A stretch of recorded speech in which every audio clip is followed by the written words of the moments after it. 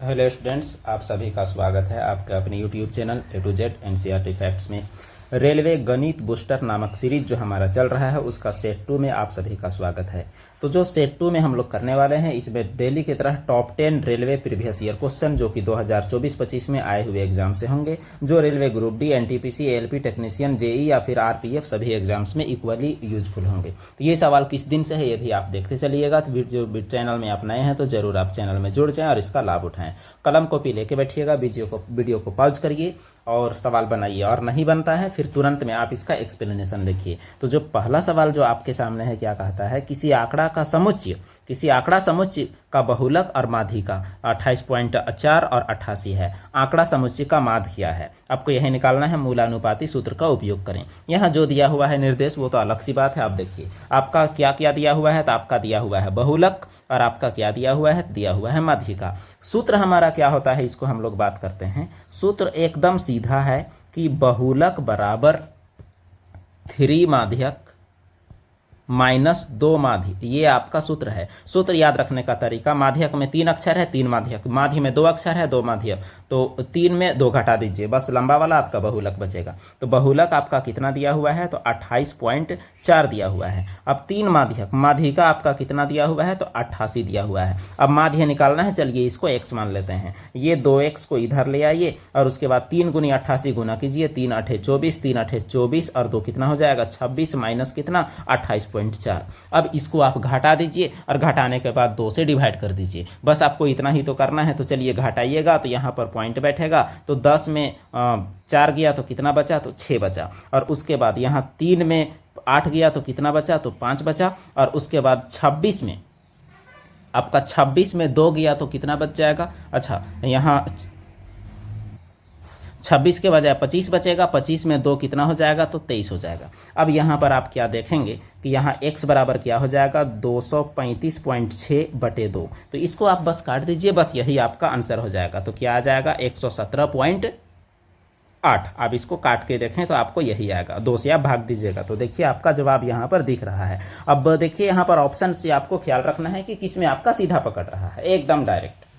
तो ये रहा आपका इस सवाल का जवाब। अगला सवाल हम लोग देखते हैं, क्वेश्चन नंबर 2। सवाल कहता है एक गोले का पृष्ठीय क्षेत्रफल ज्ञात कीजिए जिसका व्यास 98 सेंटीमीटर के बराबर है। देखिए इसका व्यास दिया हुआ है तो त्रिज्या आपका कितना हो जाएगा, तो त्रिज्या आपका 49 सेंटीमीटर हो जाएगा। और पृष्ठीय क्षेत्रफल सरफेस एरिया कितना होता है, तो ये होता है 4 पाई आर स्क्वायर। अब देखिए 4 का तो मान 4 हो गया, पाई का मान कितना हो जाएगा 22/7, और आर स्क्वायर यानी कितना 49, गुनी में क्या हो जाएगा, तो गुनी में 49 हो जाएगा। अब देखिए 7 7 49, अब यहाँ पर गुना कीजिए 22 चौके 88 और इसको गुना कीजिएगा 7 नमा कितना हो जाएगा 63 और 7 चौके 28 और 6 कितना हो जाएगा 34। फिर इन दोनों को आपको गुना करना पड़ेगा। इन दोनों को गुना किए बगैर आपका कोई भी उपाय थोड़ा सा भी आपका नहीं है। यूनिट डिजिट भी आप कीजिएगा तो सीधा सीधे देखिए 3 8 24, तो 24 यहाँ 4 वाला आपका 3 ठो ऑप्शन है, तो यहाँ गुना करने के अलावा कोई विकल्प नहीं है। गुना करने पर आपका आ रहा है 30,184, तो इसीलिए आपका जवाब क्या हो जाएगा 30,184 आपका जवाब आएगा। तो हर सवाल में आपका शॉर्टकट काम नहीं करने वाला है। अगला सवाल है क्वेश्चन नंबर 3। सवाल यहाँ कहता है कि प्रेक्षण ये जो दिया हुआ है इसका माध्यिका ज्ञात कीजिए। देखिए माध्यिका ज्ञात करने के लिए इसको पहले बढ़ते क्रम में लिखना होता है। तो चलिए इसमें से सबसे छोटा कौन दिख रहा है, तो सबसे छोटा हमें 11 दिख रहा है। 11 के बाद अगर छोटा की बात करें तो उसके बाद हमें 18 दिख रहा है, और उसके बाद सबसे छोटा में 11 18 11 18, उसके बाद आपका 27 है, 27 के बाद आपका 30 है, 30 के बाद आपका 34 दिख रहा है बगल में, 34 के बाद 35 भी दिख रहा है, 35 के बाद आपका 52 दिख रहा है, 52 के बाद 76, 76 के बाद है 81 और उसके बाद है 83 और फिर है 84। अब देखिए इतना तो आपका हो गया। अब यहाँ आपको बीच वाला देखना है, तो बीच वाला में चलिए इधर से 3 गायब कीजिए, इधर से 3 गायब कीजिए और उसके बाद फिर से गायब करते हैं, इधर से 2 गायब करेंगे, इधर से 2 गायब। तो देखिए आपका क्या हुआ बीच में, तो बीच में आपका यानी बराबर बराबर गायब करते जाइए। बीच में आपका क्या है 35, इसका मतलब आपका सही जवाब क्या हो जाएगा, तो 35 आपका सही जवाब हो जाएगा। क्वेश्चन नंबर 3 का जवाब क्या है, तो 3 का जवाब ए है। अगला सवाल है क्वेश्चन नंबर 4 के रूप में। सवाल यहाँ कह रहा है कि 7.5, ये जो दिया हुआ है 7.5 अनुपात 19.5, 1 मिनट इसको दूसरा कलर हम लोग ले लेते हैं, और फिर है 16 अनुपात x, ये समानुपात में है, तो चलिए इसको लिख दीजिए 7.5 और नीचे क्या है 19.5 और बराबर में क्या है 16/x। देखिए पॉइंट ये भी कट जाएगा, ये भी कट जाएगा, फिर आपको हल कर देना है बस, कुछ नहीं और। तो बस यहाँ हल करना है तो आपको काटना पड़ेगा। तो चलिए 15 से हम लोग काटते हैं। 15 पचे 75 और यहाँ 15 एका 15, 4 बचा यहाँ तो 45 और 15 तिया 45। अब फिर आपको तिरछा गुना करना पड़ेगा तो ये हो जाएगा 5x और यहाँ क्या हो जाएगा, यहाँ हो जाएगा आपका 16 गुनी 13। तो इसे तो आपको गुना करना ही पड़ेगा और हमारे पास ऑप्शन नहीं है। तो देखिए 16 तिया हो गया आपका 48, 16 तिया 48 का 8, हाथ में 4, 16 का 16 और 4 कितना हो गया 20 और बटे में आप इसको जब 5 को लाइए तो ये 5 हो जाएगा। तो 5 चौके 20 हो गया, 5 एका 5 हो गया और 5 36 यानी 41.6। तो 41.6 आपका राइट आंसर यहाँ पर ऑप्शन नंबर 2 में आपको दिख रहा है। अगला सवाल है क्वेश्चन नंबर 5। सवाल कहता है यहाँ साफ साफ कि यदि द्विघात समीकरण, ये द्विघात समीकरण और ये दोनों द्विघात समीकरण दोनों के मूल सार्व हैं, यानी दोनों का मूल बराबर है। इसका मतलब कहीं ना कहीं दोनों समीकरण का एक्स स्क्वायर और एक्स और सिंगल कोफिशिएंट जो है वो क्या है, समान है, या फिर इसका अनुपात समान है। तो दोनों का अनुपात आपको समान करना है, दोनों का, यही आपको दे देगा जवाब। तो देखिए दोनों का अनुपात समान करेंगे, x वाला क्या है 2 है और यहाँ वाला एक्स स्क्वायर वाला क्या है 3 है, बराबर इधर x का बगल में क्या है k है और यहाँ x का बगल में क्या दिख रहा है, तो यहाँ आपका 4 दिख रहा है। फिर आपका तीसरा वाला क्या है 8, यहाँ तीसरा वाला क्या है 12। इसको आप हल कर देंगे, आपका जवाब आ जाएगा। चाहे आप कोई भी दो को हल करें, किसी भी तरीके से आपका जवाब इसमें आ रहा है तो बस आ रहा है। जैसे यहाँ से आप के बराबर क्या कह दीजिएगा 4 तिया 12 तो 8/3 आपका जवाब आ चुका है, एकदम सीधा। आप इन दोनों को भी हल करते तो भी आता, इन दोनों को भी हल किए तो भी आया। तो जवाब आपका क्या है 8/3 है। अगला सवाल है क्वेश्चन नंबर 6 के रूप में। सवाल यहाँ साफ साफ कह रहा है कि एक डीलर 63,000 रुपये प्रति ड्रायर की दर से 2 ड्रायर बेचता है, एक पर उसको 5% लाभ और दूसरे में 30% का हानि होता है। तो अब आपको बताना है कि पूरे लेन देन में उसका हानि का प्रतिशत क्या है। तो थोड़ा एकदम आराम से सवाल को देखेंगे। देखिए दोनों को तो उतना ही में बेचता है, दोनों को। थोड़ा सा हम लोग इसका मार्कर का साइज छोटा कर ले ताकि छोटा भी लिखें तो हमारा चल जाए। 1 मिनट।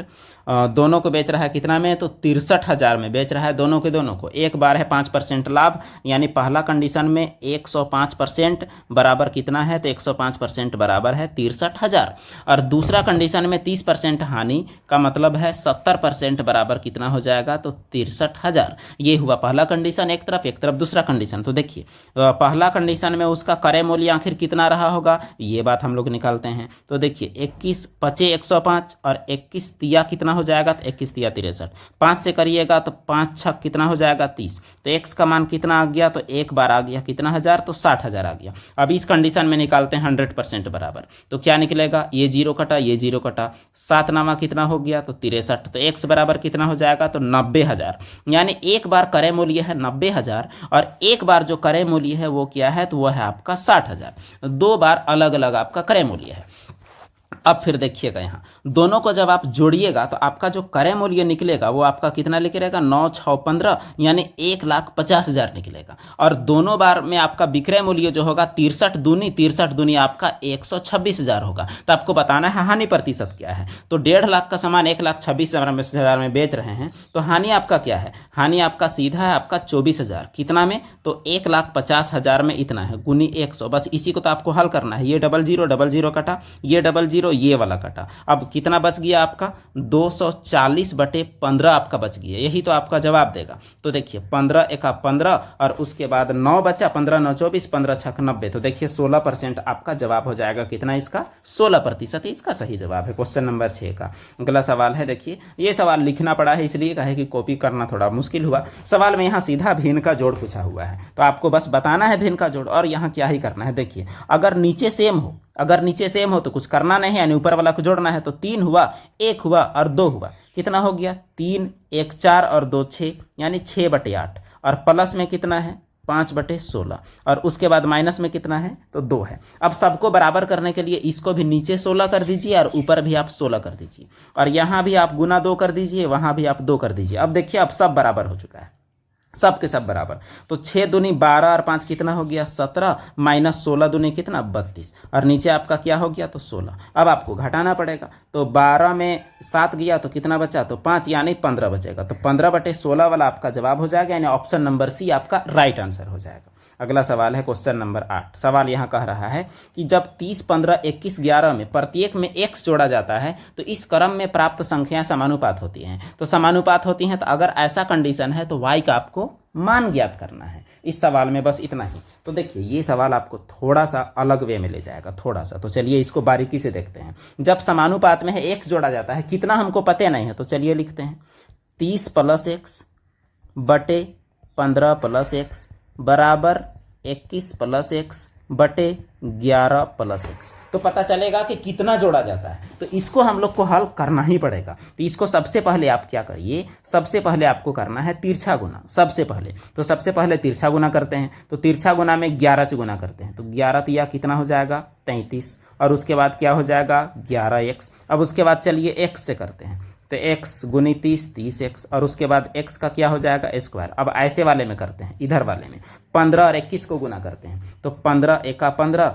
और 15 दूनी 30 और 1 31, और उसके बाद हो जाएगा 15x, और उसके बाद हो जाएगा 21x, और उसके बाद हो जाएगा आपका x का स्क्वायर। अब देखिए x का स्क्वायर और x स्क्वायर दोनों तरफ है तो आपका कट जाएगा। 330 में 315 घटाइएगा तो 15 बचेगा, यानी ये वाला को ला के इधर घटा ही दिए तुरंत, कोई दिक्कत नहीं है। अब देखिए 30 और 11 क्या हो गया, तो 30 और 11 आपका 41 हो गया। और उसके बाद 15 और 21 कितना हो गया, ये भी हम लोग देख लेते हैं। तो 5 और 1 आपका 6, और 2 और 1 3, यानी 15 और 21 आपका 36 हो जाएगा। तो यहाँ पर आप जब देखेंगे तो 15 बराबर 36 में 41 आप घटाइएगा तो कितना बचेगा 5x। तो 5 तिया 15, यानी x का मान कितना आ गया, तो x का मान आपका आ गया -3।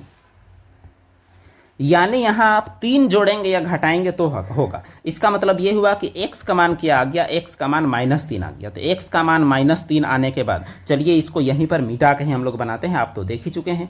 तो ये आपका -3 कैसे आया ये आपको पता है, आप थोड़ा पीछे कर सकते हैं अगर आपको इसके बारे में देखना है तो। अब देखिए x का मान -3। अब यहाँ पर देखिए 6x यानी 6 तिया 18 -18 बटे में y बराबर में y, और नीचे में आपका 3x यानी 3 तिया 9, और माइनस में फिर आपका 9। तो देखिए वाई स्क्वायर बराबर कितना हो गया -18 गुनी -18, यानी वाई स्क्वायर बराबर माइनस माइनस तो प्लस हो जाएगा 18 गुनी 18। तो वाई का मान कितना हो जाएगा, तो वाई का मान 18। तो सीधा सीधी वाई का मान जवाब क्या है आपके पास 18 आपका आ चुका है। अगला सवाल है क्वेश्चन नंबर 9 के रूप में। सवाल यहाँ कह रहा है कि दो संख्याओं का अनुपात 5:3 है। उनका एलसीएम और एचसीएफ का गुणनफल कितना है 135 है। तो उनका व्युत्क्रम का आपको योग ज्ञात करना है, यानी देखा जाए तो थोड़ा सा टेढ़ा तो जरूर है। अब देखिए अनुपात आपका क्या है, अनुपात 5:3 है, यानी पहला संख्या आपको क्या मानना पड़ेगा 5x, और दूसरा संख्या क्या मानना पड़ेगा 3x, क्योंकि अनुपात वाले को हम लोग ऐसा मानते हैं, इसमें कोई दिक्कत नहीं है। अब देखिए यहाँ दोनों का गुणनफल 135 है, यानी LCM गुना HCF बराबर कितना है, तो वो आपका साफ साफ दिया हुआ है 135। अब देखिए LCM गुना HCF और एक चीज़ के बराबर होता है, दोनों संख्या का गुना के। तो एक हो जाएगा 5x और एक क्या हो जाएगा 3x, यानी 135 बराबर 15x स्क्वायर। तो देखिए 15 नवा 135, तो x बराबर क्या आ गया, x बराबर आपका 3 आ गया। इसका मतलब 3 पचे 15 और 3 तिया 9, वो दोनों संख्या क्या है 15 और 9 है। तो अब देखिए LCM और HCF दोनों का आपका व्युत्क्रम का योग निकालना है। तो देखिए इसका जो LCM निकालिएगा 15 और 9 का, तो एक ऐसा संख्या जो दोनों से भाग जाए तो वो हो जाएगा 45। HCF वो ऐसा संख्या जो दोनों को काटे तो वो क्या हो जाएगा, तो वो आपका हो जाएगा 3। तो यही आपका 45 और 3 के व्युत्क्रम का योग निकालना है। तो 1/45 प्लस 1/3, इसको नीचे गुना कीजिए 15 से, ऊपर भी गुना कीजिए 15 से। तो 1/45 प्लस 15/45, तो क्या हो जाएगा 16/45। तो इस प्रकार आपका जवाब देखिए ऑप्शन नंबर 4 में है कितना 16/45। तो सही जवाब यही हुआ। अगला और आज का आखिरी सवाल। सवाल यहाँ साफ साफ कह रहा है कि एक विक्रेता ने 1 रुपया में 7 नींबू खरीदा और 75% लाभ के लिए 1 रुपया में कितना नींबू उसको बेचना पड़ेगा। तो देखिए 1 रुपया में 7 खरीदा, कितना लाभ चाहिए 75, यानी 175% में वो बेचेगा, तो 1 रुपया में कितना खरीदेगा। देखिए यहाँ कैसे फॉर्मेटिंग हम लोग लिखे हैं, बस इतना ही आपको करना है। अब देखिए 7 से काटेंगे हम लोग तो 7 दूनी आपका 14 और 7 पचे 35, 25 चौके आपका कितना हो गया 100, यानी x बराबर कितना 4। तो कै ठे नींबू बेचेगा फायदा के लिए? फायदा के लिए 1 रुपया में 4 ठो नींबू बेचेगा। तो हो गया आंसर आपका। तो इस प्रकार हम लोग देखिए कि 15 मिनट में हम लोग पूरा का पूरा बस 15 मिनट में 10 क्वेश्चन हम लोग सोल्यूशन सहित देखे। तो वीडियो देखने के लिए आप सभी का धन्यवाद। फिर मिलते हैं हम लोग एक अगले वीडियो में नए चीज़ों के साथ। तो फिर मिलते हैं, बाकी लोगों तक ये चीज़ वीडियो को पहुँचाएँ और आप लाभ हासिल करें इस वीडियो के माध्यम से। धन्यवाद।